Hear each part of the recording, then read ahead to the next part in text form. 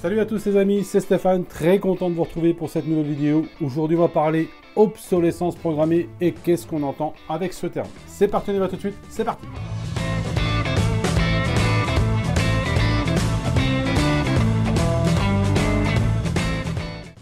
Et oui les amis, l'obsolescence programmée, malheureusement ça fait partie de notre quotidien.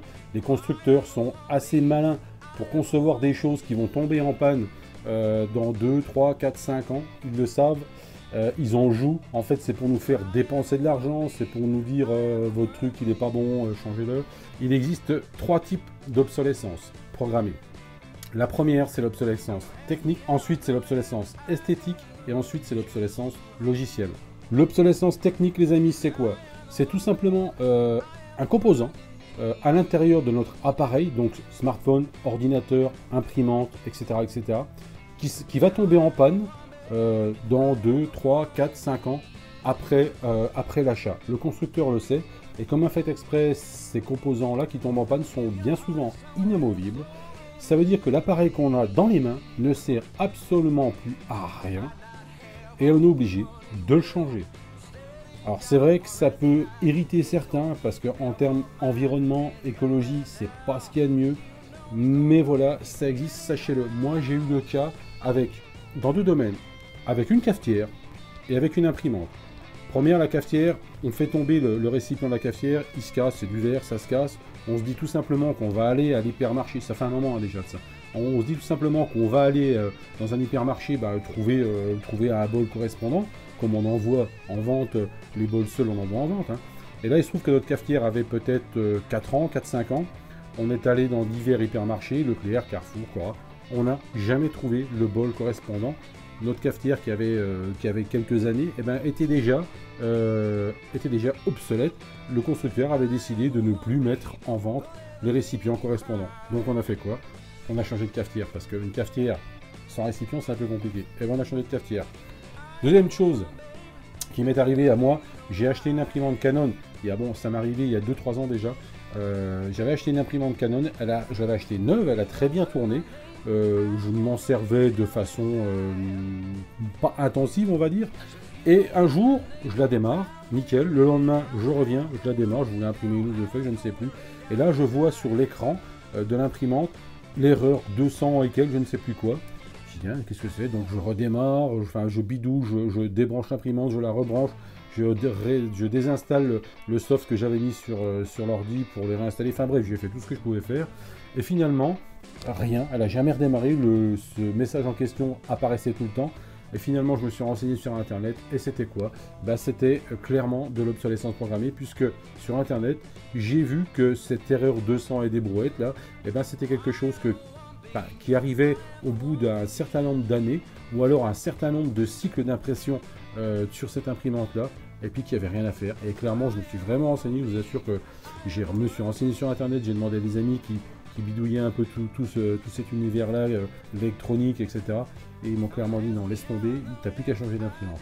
Alors ça fout les boules, c'est vrai que l'imprimante, on l'avait pas non plus payé extrêmement cher, on l'a payé 80 €, mais quand même. C'est une imprimante que je m'en servais de temps en temps. On aurait pu, ma chérie et moi, s'en servir encore des années, quoi, 10-15 ans, peut-être pas 15 ans, mais au moins une bonne dizaine d'années. Et voilà, on en avait largement assez. Non, on a été obligé de changer. Donc voilà pour l'obsolescence programmée technique. Maintenant, il y a l'obsolescence programmée esthétique. Alors là, en fait, on y est nous aussi pour quelque chose, puisque les constructeurs nous sortent des nouveaux smartphones, nous sortent des nouvelles télévisions, nous sortent de nouveaux ordinateurs. Et là, on se dit quoi? Ah mince, on regarde le nôtre, on se dit, il est peut-être un peu vieillot, il fonctionne encore, mais il est peut-être un peu vieillot. Des fois, il a qu'1 an et demi, 2 ans, c'est pas très vieux.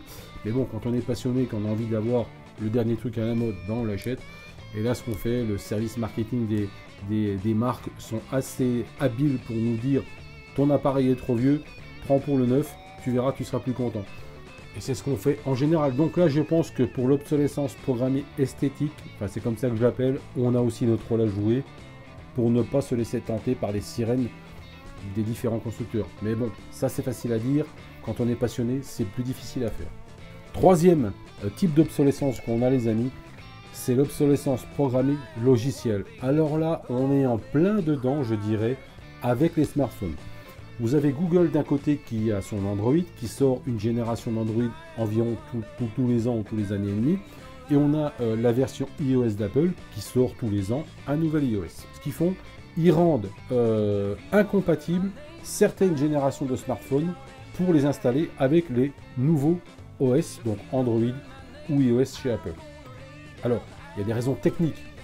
Il y a des smartphones qui sont trop anciens et les raisons techniques font que le nouvel OS qui sort ne va pas tourner correctement sur les appareils-là, va le ralentir, va le faire chauffer ou va tout simplement faire planter plein de choses. Ça, on peut le concevoir, il n'y a pas de problème. Mais il y a aussi des raisons marketing et financières. Parce que les marques ont des générations de smartphones sur lesquels ces iOS-là ou ces Android-là pourraient être installés, mais refusent de les installer pour nous dire, ben là, vous voyez, vous avez un téléphone, vous ne pouvez pas l'installer, mais peut-être qu'en bidouillant, on pourrait l'installer. Il y en a qui bidouillent, qui arrivent à installer des générations soi-disant incompatibles sur les smartphones. Et ben les marques nous disent, là, tu peux rien faire, achète le nouveau, ou achète un plus récent. Ça, on le sait, ça arrive tous les ans avec les nouveaux Android ou iOS. Mais voilà, c'est aussi de l'obsolescence programmée.